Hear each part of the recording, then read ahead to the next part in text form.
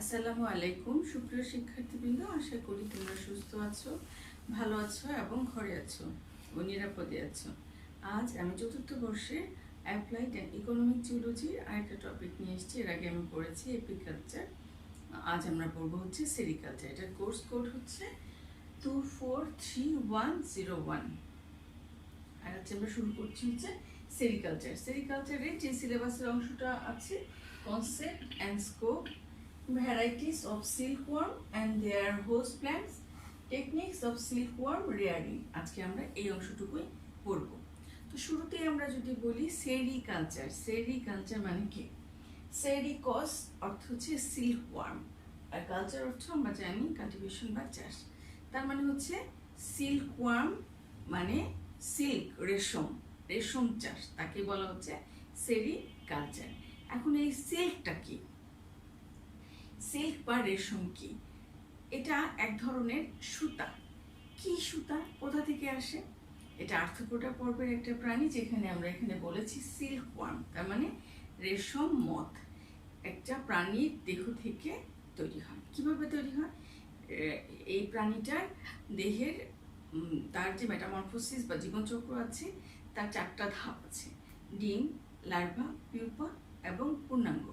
এই যে পিউপা দশায় সে একটা কোকুন তৈরি করে, এই কোকুন থেকে তৈরি হয় এই রেশম সুতা। এটা এর লার্ভা দশায় লালা গ্রন্থি থেকে নিঃসৃত এক ধরনের রস থেকে তৈরি হয়, এবং লালা গ্রন্থিরা ওটার একটা সিল্ক গ্রন্থি তার দেহে আছে, লার্ভা অবস্থায় থাকে, সেখান থেকেই তৈরি হয় এবং সে কোকুন তৈরি করে লার্ভার দেহের বাইরে, তারপরে সে পিউপা অবস্থায় পরিণত হয়। সেইটাকে প্রসেসিং করে সুতা তৈরি হয়। একেই বলা হচ্ছে সিল্ক বা থ্রেড বা রেশম, যেটাকে আমরা বলছি। তাহলে সেরিকালচার যদি আমরা বলি, প্রাণীবিজ্ঞানী যে শাখায় বিজ্ঞানসম্মতভাবে রেশম প্রতিপালন, রেশম সংগ্রহ, রেশম সুতা উৎপাদন, রেশমের বাজারজাতকরণ ইত্যাদি বিষয় আলোচনা পর্যালোচনা করা হয় ও গবেষণা অধ্যয়ন করা হয়, তাকে বলা হচ্ছে রেশম চাষ বা সেরিকালচার। এখানে আমরা সেরিকালচারের সিল্কওয়ার্ম, যেটা রেশম মথ, তার যদি একটা ট্যাক্সোনমিক পজিশন বা সিস্টেমিক পজিশন বা ক্লাসিফিকেশন দেখি, তাহলে এটা কোথা থেকে এসছে? এটা হচ্ছে ফাইলাম আর্থ্রোপোডা। তার মানে হচ্ছে এই সিল্কওয়ার্মটা আর্থ্রোপোডা পর্বের একটা প্রাণী। এটা একটা ইনসেক্টা বা পতঙ্গ। ক্লাস হচ্ছে ইনসেক্টা, সাব ক্লাস হচ্ছে টেরিগোটা, তার মানে হচ্ছে এদের ডানা যুক্ত, এই জন্য টেরিগোটা। অর্ডার হচ্ছে লেপিডোপ্টেরা, ফ্যামিলি হচ্ছে বম্বিসিডে।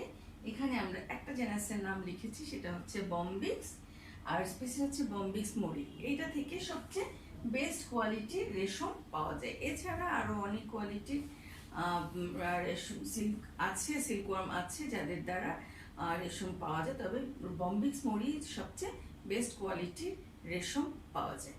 এবার আমরা চলে যাব এটার কনসেপ্ট এবং স্কোপ।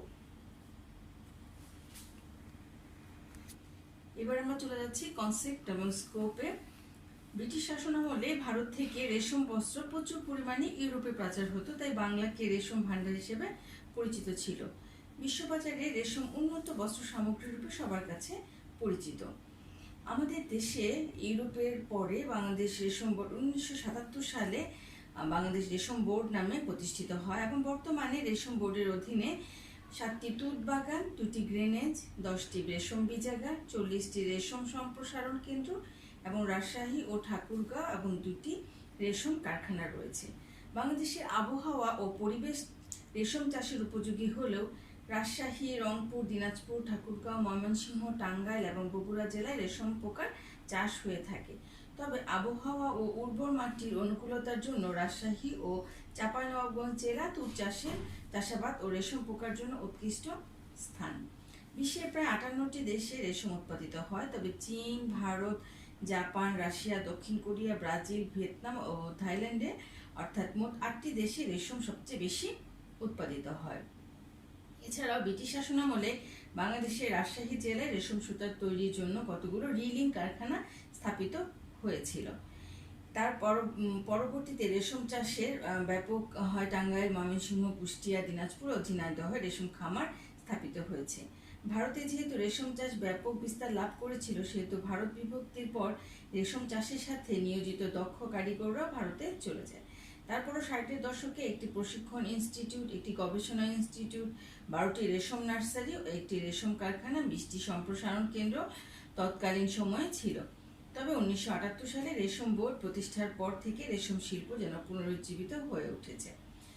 রেশম বোর্ডের আসল উদ্দেশ্য কি ছিল?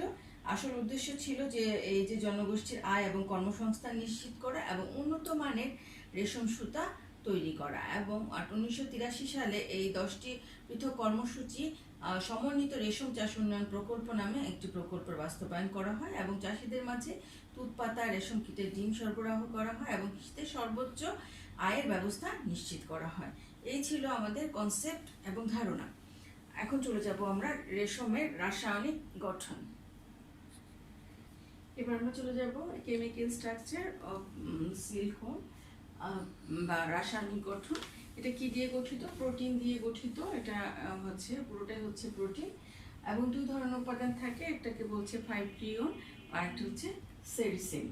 তো ফাইব্রিয়ন যেটা যদি আমরা কেমিক্যাল স্ট্রাকচার দেখি C13, H46, N10 এবং O12, এই হচ্ছে ফাইব্রিয়নের হচ্ছে রাসায়নিক গঠন এবং এর বর্ণ সাদা রঙের হয়ে থাকে এবং 75 থেকে 80% হচ্ছে ফাইব্রিয়ন থাকে। এরপরে আছে হচ্ছে সেরিসিন, যেটার রাসায়নিক গঠন হচ্ছে C13, H14, N1, N10, O16। এই হচ্ছে সেরিসিনের রাসায়নিক গঠন। 20 থেকে 25% হচ্ছে সেরিসিন থাকে। তো ফাইব্রিয়নকে কেন্দ্র করে চারদিকে যে আবরণ থাকে তাকে বলা হচ্ছে সেরিসিয়ন। লার্ভার লায়নয়েড গ্ল্যান্ড থেকে সাধারণত এক ধরনের সুতা বা থ্রেড নিঃসৃত হয়, যে রেশম সুতা তৈলাক্ত এবং উজ্জ্বল করে। একে বলা হচ্ছে এর রাসায়নিক গঠন। তাহলে কি দিয়ে গঠিত? এই সেরিসিন এবং ফাইব্রিয়ন দুটোই হচ্ছে প্রোটিন দিয়ে গঠিত, পুরোটাই হচ্ছে প্রোটিন। এবার আমরা হচ্ছে সুতা বৈশিষ্ট্য, রেশম সুতার যে বৈশিষ্ট্য, কি ধরনের বৈশিষ্ট্য দেখা যায়? সুতা অত্যন্ত সূক্ষ্ম, দীর্ঘ, স্থিতিস্থাপক, কোমল এবং উজ্জ্বল রঙের হয়ে থাকে। তার মানে এটা সুন্দর। আমরা রেশম খুব ভালো করে রেশমের কাপড় সম্পর্কে আমাদের আইডিয়া আছে এবং এটা রেশম সুতা কি ধরনের হয়ে থাকে। আপেক্ষিক গুরুত্ব 1.25 থেকে 1.27। ব্যাস হচ্ছে 15 থেকে 20 মাইক্রন। এটা তাপ অপরিবাহী। আর গ্রীষ্মকালে 11% এবং শীতকালে 2% জলীয় বাষ্প ধারণ করে। এই হচ্ছে মোটামুটি রেশম সুতার বৈশিষ্ট্য। তাহলে আমরা দেখলাম রেশমের রাসায়নিক গঠন এবং রেশম সুতার বৈশিষ্ট্য। এর আগে আমরা জেনেছি রেশম কি। এবার আমরা হচ্ছে এর ভ্যারাইটিস গুলো দেখবো, ভ্যারাইটিস এবং কি ধরনের তারা হচ্ছে হোস্ট প্ল্যান্টে থাকে, ব্যবহার করে তাদের। এবার আমরা দেখছি varieties of silkworm and their host plant. আমাদের অনেক ধরনের ভ্যারাইটি আসছে। আমরা এখানে 4টা ভ্যারাইটি, উল্লেখযোগ্য 4টা ভ্যারাইটির কথা বলছি। প্রথমটা দেখছি আমরা হচ্ছে মালবেরি সিল্ক, যেটাকে আমরা চাইনিজ সিল্কও বলে থাকি। এটা হচ্ছে বম্বিক্স মোডের, মেয়ের আগেও বলেছি, যেটা শ্রেণীবিন্যাস আমরা দেখিয়েছি। এটা কি খায়? Leaves of mulberry plant. তার মানে হচ্ছে মালবেরি বলতে তুঁত গাছের পাতা খেয়ে থাকে। তাহলে এই হচ্ছে আমাদের মালবেরি সিল্ক। এটা সবচেয়ে বেশি ভালো রেশম সুতা হয়ে থাকে এবং চাইনিজরা অনেক আগে থেকে এই সিল্কের চাষ করে থাকে এবং ওরা যখন এই রেশম চাষ করতো তখন সারা পৃথিবীর কেউই রেশম সুতা ব্যবহার করতে পারতো না, তাদের এই সুতো একমাত্র ছিল। তারপরে আস্তে ধীরে ধীরে এই উপমহাদেশে আমরা যেটা ইতিহাস বলেছি। এবার হচ্ছে তসর সিল্ক, যেটাকে আমরা কোসা সিল্কও বলে থাকি। এটা হচ্ছে অ্যান্থেরিয়া স্পিসিস। অ্যান্থেরিয়া 4টা স্পিসিস আছে: অ্যান্থেরিয়া রয়্যালি, অ্যান্থেরিয়া পার্নি, অ্যান্থেরিয়া পারফিয়া, অ্যান্থেরিয়া মাইলিটা। এই হচ্ছে অ্যান্থেরিয়া 4টা স্পিসিস, যেখান থেকে রেশম সুতো তৈরি হয় এবং এরা বিভিন্ন ধরনের গাছের পাতা খেয়ে থাকে। যে লিভস অফ ওক গাছ যেটাকে আমরা বলছি, বিয়ার গাছ, ফিগ যেটা আমরা ডুমুর বলছি, শাল গাছ এবং অর্জুন গাছ, এই গাছের পাতাগুলো তারা খেয়ে বড় হয়ে থাকে। এরপর আছে হচ্ছে এরি সিল্ক, যেটাকে আমরা হচ্ছে অ্যান্ডি সিল্ক বলি। এটা হচ্ছে 2টা স্পিসিস আছে, অ্যাট্রাকাস রেসিনি আর একটা হচ্ছে ফাইলোসোমা রেসিনি। এটা ক্যাস্টার প্ল্যান্টের পাতা খেয়ে থাকে, ক্যাস্টার প্ল্যান্ট যেটা আছে সেটা। এরপর আছে হচ্ছে মুগা সিল্ক, যেটাকে আমরা আসাম সিল্কও বলে থাকি। এটা স্পিসিস হচ্ছে অ্যান্থেরা অ্যাসেমেসিস, এটা সোন প্ল্যান্টের পাতা খেয়ে থাকে। এছাড়াও আরও অনেক ধরনের প্রজাতি আমাদের বইয়ে আছে যেগুলো উল্লেখযোগ্য ছিল। আমি সেই উল্লেখযোগ্য কয়েকটা ভ্যারাইটির কথা বলেছি। কি কি বলেছি? Mulberry silk, tasar silk, eri silk এবং মুগা সিল্ক। এর মধ্যে আমরা এই সবগুলোই মোটামুটি আমরা আমাদের এই উপমহাদেশে আমাদের যে পোশাকগুলো আমরা রেশম সুতা দিয়ে ব্যবহার করে থাকি, এখানে এই সবগুলোই বেশিরভাগ উল্লেখযোগ্য। এছাড়া আরও অনেক রকমের প্রজাতি আছে আমাদের বইয়ে, তোমরা চাইলে ওগুলো দেখে নিতে পারো। নেক্সট আমরা চলে যাব হচ্ছে এটার যে সিল্ক ওয়ার্মের একটু লাইফ সাইকেলটা আমরা একটু দেখে আসবো। এবার আমরা life cycle of silkworm জীবনচক্রটা একটু দেখে আসি। আমরা বলেছিলাম যে জীবনচক্রে 4টি ধাপ আছে। এটা হচ্ছে এগ বা ডিম, লার্ভা, পিউপা এবং পূর্ণাঙ্গ। তাইলে এখানে 4টা স্টেজের ভিতরে এরা পূর্ণাঙ্গ অবস্থায় থাকে সবচেয়ে কম সময় 5 থেকে 6 দিন। সবচেয়ে বেশি পরিমাণে থাকে হচ্ছে লার্ভা অবস্থায়। এই পূর্ণাঙ্গ মদ মালবেরি পাতার উপরে গুচ্ছাকারে ডিম পাড়ে। এক এক গুচ্ছে 300 থেকে 500টি পর্যন্ত ডিম হয়ে থাকে। এখানে 7 থেকে 10 দিন পর্যন্ত এই এগটা থাকে। তখন এই এগটাকে নিয়ে আমরা এর পরবর্তীতে কিভাবে হচ্ছে রেশম মতের রেয়ারিং করা হয়, সেই প্রতিপালন সেটা দেখবো। তবুও একটু সংক্ষেপে বলছি যে এই ডিমগুলোকে যখন পাতার উপরে থাকে তখন এই ডিমগুলোকে তখন থেকে পরিচর্যা করা শুরু হয়েছে। কিভাবে ডিমগুলোকে পরিষ্কার করে যাতে ওর মধ্যে কোনো রকমের জীবাণু না থাকে অন্য কিছু, তারপরে সেগুলোকে আস্তে করে 7 থেকে 10 দিন পর্যন্ত টেক কেয়ার করা হয়। যখন এটা একটু পূর্ণাঙ্গ অবস্থায় লার্ভা অবস্থায় হওয়ার মতো আসে তখন তাকে হচ্ছে মালবেরি যে পাতা, তুঁত পাতার উপরে এদেরকে রাখা হয়।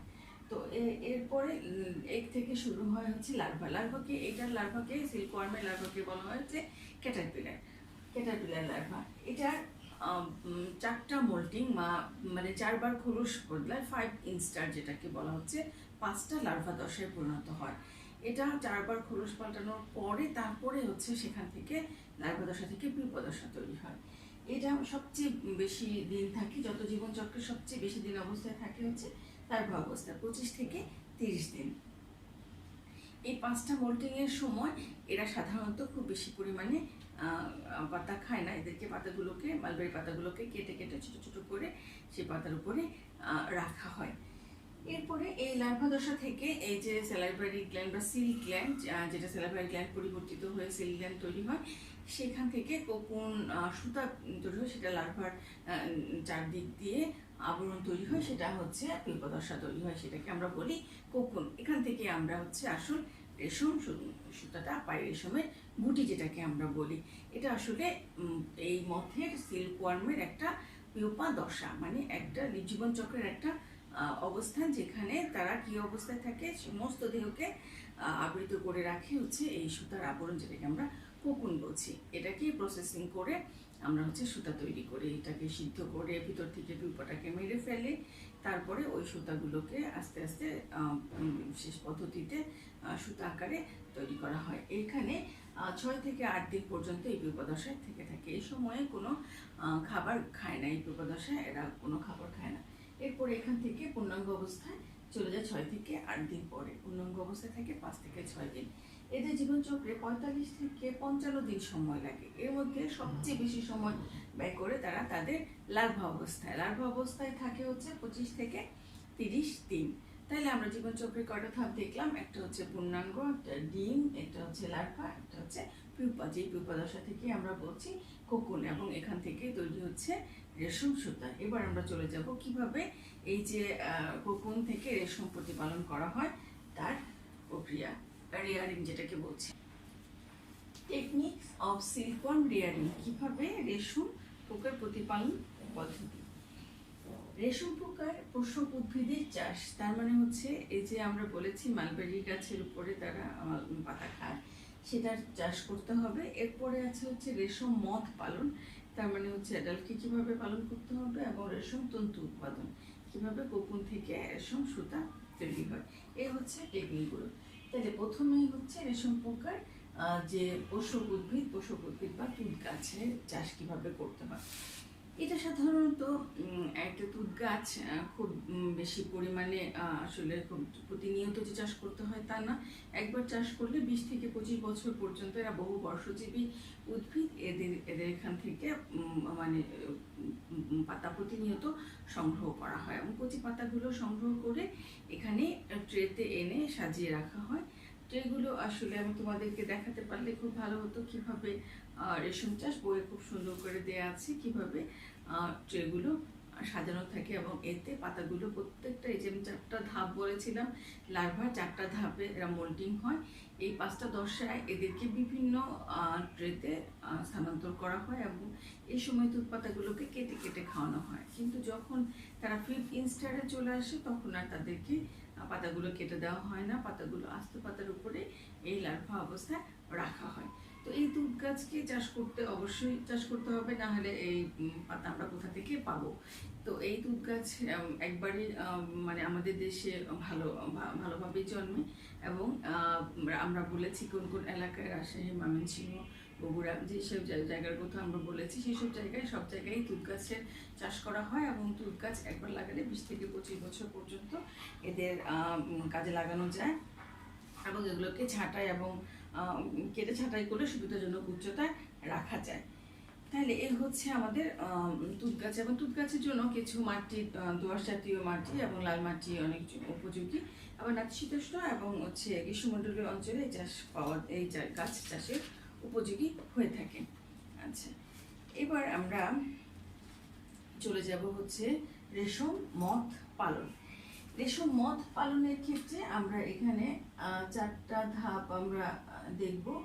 প্রথম ধাপে যেটাকে আমরা বলছি প্রথমে আমরা যে আগেও বলেছিলাম, প্রথমে ডিমের পরিচর্যা করতে হবে, এরপরে লার্ভা অবস্থায় পরিচর্যা করতে হবে, 3 নম্বর পিউপা যেটাকে আমরা কোকুন বলছি সেই অবস্থায় পরিচর্যা করতে হবে এবং এই কোকুন থেকে কিভাবে গুটি ছাড়ানো যায় সেই প্রক্রিয়াটা। তার মানে রেশম মথ পালনের ক্ষেত্রে এই 4টা ধাপ খুব বেশি ইম্পর্টেন্ট।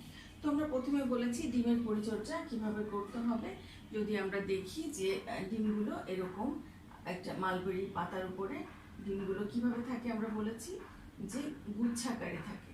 তাহলে ডিমগুলো কিভাবে থাকে, এরকম গুচ্ছাকারে থাকে। 300 থেকে 500 পর্যন্ত এক একটা গুচ্ছে ডিম থাকে। তো সেই ডিমগুলোকে নিয়ে আলাদা করে একটা পানির মধ্যে এই ডিমগুলোকে ছেড়ে দেওয়া হয়। তাহলে পানিতে ডিমগুলো শোধন হয় প্রথম। তারপরে আবার এটাকে চেঞ্জ করে এটাকে 14 থেকে 15 ডিগ্রি সেলসিয়াস তাপমাত্রায় রাখা হয় এবং এই টেম্পারেচার আমরা নিজেরাই সাধারণত সেট করে থাকি যে কোন টেম্পারেচারে এদেরকে রাখা হবে। এরপরে আরেকটা পাত্রে নিয়ে সেটাকে আবার রাতভর সেই ডিমগুলোকে সেই পানির ভিতরে রাখা হয়। এইভাবে ডিমগুলোকে পরিশোষণ করে ডিমের পরিচর্যা করা হয়। এবার আমরা চলে যাব লার্ভা দশায়। আমরা বলেছি যে লার্ভা দশায় এদের 5টা ইনস্টার থাকে। সেই 5টা ইনস্টারে ডিমগুলোকে আমরা দেখালাম যে সারা রাত কিভাবে ডিমগুলোকে রাখা হয়। এরপরে স্টোরেজ করে রাখতে হয় কোল্ড স্টোরেজের ভিতরে। কোল্ড স্টোরেজে টেম্পারেচার আমরা সেট করে দিব, টেম্পারেচার হবে 25 ডিগ্রি সেলসিয়াস। 25 ডিগ্রি সেলসিয়াসে কোল্ড স্টোরেজে অবশ্যই রাখতে হবে, তাহলে ডিমগুলো খুব ভালো অবস্থানে যাবে। এরপরে চলে যাব ইনকিউবেশনে এই ডিমগুলোকে নিয়ে প্রিহিটেড রুম, যেখানে এই ডিমগুলোকে রাখা হবে, সেখানে 15 থেকে 18 ডিগ্রি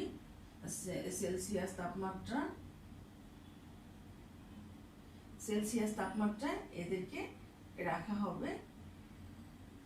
এরপরে এখানে এদেরকে আবার আরেকটা চেম্বারে নিয়ে যাওয়া হবে, যেটাকে বলা হচ্ছে ইলুমিনেটেড রুম, যেখানে আলো বাতাস একদম মানে বাইরের আলো বাতাস টেম্পারেচার সব প্রবেশ করে এরকম ইলুমিনেটেড রুম, সেখানে এই যে ডিমের গুচ্ছগুলোকে রাখা হবে। এখানে টেম্পারেচার থাকবে হচ্ছে 24°C। এই হচ্ছে মোটামুটি প্রথমে আমরা বললাম যে ডিমগুলোকে পরিষ্কার করতে হবে এবং 2-3 ধাপে পরিষ্কার করে এরপরে স্টোরেজ করতে হবে। এরপরে স্টোরেজে কোল্ড স্টোরেজ, এখানে কোল্ড স্টোরেজে অবশ্যই রাখতে হবে। এরপরে হচ্ছে আরেকটা চেম্বারে নিয়ে যেতে হবে, যেটাকে প্রিহিটেড রুম বলা হচ্ছে। এখানে 15-18°C টেম্পারেচার থাকবে এবং এরপরে এটাকে আরেকটা চেম্বারে রুমে ট্রান্সফার করা হবে, যেটাকে বলা হচ্ছে ইলুমিনেটেড রুম, যেখানে আলো বাতাস একদম খুব পর্যাপ্ত পরিমাণে প্রবেশ করবে সেই রকম একটা রুমে এবং 24°C ওভারনাইট রাখতে হবে। এরপরে এই লার্ভাগুলোকে কিভাবে এখান থেকে তৈরি হবে হচ্ছে লার্ভা, যেটা আমরা এগ থেকে বলেছি হচ্ছে লার্ভা। আমরা যদি একটু লার্ভার ছবিটা একটু আঁকি, দেখি যে লার্ভা দশায় কি কি ধরনের জিনিস দেখা যায়। এবার ডিম থেকে লার্ভা হলো, আমরা লার্ভার একটা রাফ ছবি এখানে দিলাম। লার্ভার 3টা অংশ থাকে। লার্ভাকে আমরা বলছি ক্যাটারপিলার। এটা হচ্ছে হেড, প্রথম অংশটুকু হচ্ছে হেড বা মস্তক। এরপরে 3টা খণ্ডক, সেটাকে বলা হচ্ছে বক্ষ বা থোরাক্স। আর অ্যাবডোমেনে 9টা বা 11টা খণ্ডক থাকে, তাকে বলা হচ্ছে অ্যাবডোমেন বা উদর। এদের মস্তকে মুখ থাকে, 6টা ওসেলি থাকে, 2টা অ্যান্টিনা থাকে এবং হচ্ছে ইম্পর্টেন্ট যে পেয়ার অফ সিল গ্ল্যান্ড, স্পিনারেট বলা হয়ে থাকে। যখন শুরুতে থাকে তখন সেটাকে বলা হয়ে থাকে স্পিনারেট। এরপরে এখান থেকে তৈরি হয় এক জোড়া সিল গ্ল্যান্ড। এই হচ্ছে মোটামুটি লার্ভা। এই লার্ভা দশাকে আমরা বলেছি যে এই লার্ভা দশা এবং তাদের 15 জোড়া স্পাইরাকেল থাকে। এই প্রত্যেকটা খণ্ডকে একটা করে স্পাইরাকেল থাকে। এরা এরা যখন পূর্ণাঙ্গ 5টা দশায় এই যে পরিবর্তনগুলো হয়, তুঁত গাছের পাতার উপরে এদের এই লার্ভা দশাগুলো 5টা ইনস্টার পরিবর্তন হয়ে থাকে। এবং এরা যখন আমরা এর আগেও বলেছি 15 স্টারের সময় এরা খাবার গ্রহণ করা বন্ধ করে দেয় এবং তার যে এই যে সিল্ক গ্ল্যান্ড থেকে এখান থেকে কোকুন সুতা তৈরি হয়, তখন সে তার সমস্ত দেহকে এইরকম করে আবৃত করে পিউপা তৈরি হয় এবং এই যে কোকুন সুতাগুলো বের হচ্ছে, এটাই আসলে সেই রেশম সুতা। একে আমরা আস্তে ধীরে ধীরে কি তৈরি করব, রেশম সুতা তৈরি করব। তো আমরা যদি এরপরে চলে যাই, এটার পিউপা দশা, যেটাকে আমরা বলছি হচ্ছে কোকুন। সেই কোকুন স্পিনারেট, সেখান থেকে আমরা এর আগেও বলেছি যে কোকুন থেকে 2 ধরনের হচ্ছে থাকে, প্রোটিন থাকে। একটাকে ফাইব্রিয়ন বলছি, ফাইব্রিয়ন,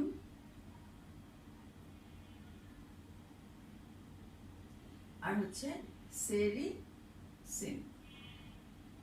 সেই ফাইব্রিয়ন এবং সেরিসিন এইটা দিয়েই হচ্ছে সুতা তৈরি হয় এবং এটা হচ্ছে অ্যান্টেরিয়র সেকশনে যেটা, সেটাকে ফাইব্রিয়ন বলছে, আর হচ্ছে মিডল সেকশনে থাকে হচ্ছে সেরিসিন। সেরিসিনকে আবৃত করে থাকে হচ্ছে এই ফাইব্রিয়ন।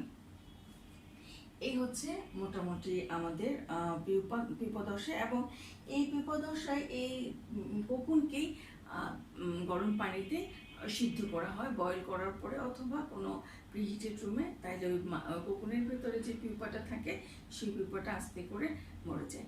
এরপরে সেই সুতাগুলোকে, সেই কোকুনগুলোকে সিদ্ধ করে 2 পদ্ধতিতে সুতাগুলোকে করা হয়। একটা হচ্ছে চরকার মাধ্যমে, যেটা আমাদের দেশীয় পদ্ধতি, আরেকটা হচ্ছে মেশিনের মাধ্যমে সেই কোকুনগুলোকে পেঁচিয়ে আস্তে ধীরে ধীরে রিলের মতো, রিলিং যেটাকে বলা হয়, রিলের মতো তৈরি করে সুতার কোকুন থেকে সুতা বের করা হয়। এক একটা কোকুন থেকে প্রায় 15 থেকে 18 হচ্ছে লিটারের মতো, মিটারের মতো হচ্ছে 1800 মিটারের মতো হচ্ছে সুতা তৈরি হয়ে থাকে। তো এই যে কোকুনগুলোর মধ্যে যে আমরা সেরিসিন এবং ফাইব্রিয়ন বললাম, যদি সেরিসিন এবং ফাইব্রিয়ন লেগে থাকে তাহলে অনেক সময় অনেক কোকুন হচ্ছে, অনেক সুতা মানে ভালো হয় না, যেগুলো সেরিসিনগুলো লেগে থাকে। তো ওই সুতাগুলো, ওই কোকুনগুলোকে আলাদা করা হয়, আলাদা করে আবার তাকে আলাদা প্রসেসিং করে সেরিসিনগুলোকে আলাদা করে সেই সিল্কগুলো একটু কম অনুজ্জ্বল হয়ে থাকে এবং একটু মোটা হয়ে থাকে। আর যেগুলোকে হচ্ছে ভালোভাবে ভালো আলাদা, মানে ভালো ভালো কোকুনগুলোকে আলাদা করে প্রসেসিং করা হয়। যে প্রসেসিংগুলো আমরা বললাম, প্রথমে সিদ্ধ করে এরপরে রিলিং মেশিনে নেওয়া হয়। তো সেই প্রক্রিয়া দেখা যায় যে ভালো উজ্জ্বল বর্ণের রেশম সুতা তৈরি হয়ে থাকে। কিন্তু যেগুলো নষ্ট নষ্ট ঠিক না, সেরিসিন এবং ফাইব্রিয়ন লেগে থাকে, সেই ধরনের কোকুনগুলোকে আলাদা করে তাদেরকে আবার আলাদা প্রসেসিং করে অন্য রকমের মোটা সুতা বাজারজাত করা হয়, ওগুলোকে ফেলে দেওয়া হয় না। এই হচ্ছে মোটামুটি আমাদের রেশম মদ পালন এবং রেশম তন্তু উৎপাদন। নেক্সট ক্লাসে আমরা হচ্ছে তোমাদেরকে বাকি যে সিলেবাসের অংশগুলো আছে রেশম পোকার, সেগুলো পড়াবো। তাহলে আজকে যদি আমি আবারও তোমাদের সাথে আবার বলি, তাহলে আমরা কি কি বললাম, যে সেরিকালচার কাকে বলে এবং রেশম কাকে বলে, সিল্ক ওয়ার্ম বা তার জীবনচক্র কি, সেটার ক্লাসিফিকেশন কি সেটা দেখলাম, এবং কি কি ধরনের হচ্ছে আমরা রেশম পেয়ে থাকি, রেশম সিল্ক পেয়ে থাকি এবং সেই কি ধরনের গাছে পাতা তারা খেয়ে বড় হয় সেগুলো, এবং কি টেকনিকে এদেরকে রেয়ারিং করা হয়। নেক্সট ক্লাসে আমরা বাকি সিলেবাসগুলো পড়বো। আজকে এখানে শেষ করছি। ধন্যবাদ সবাইকে।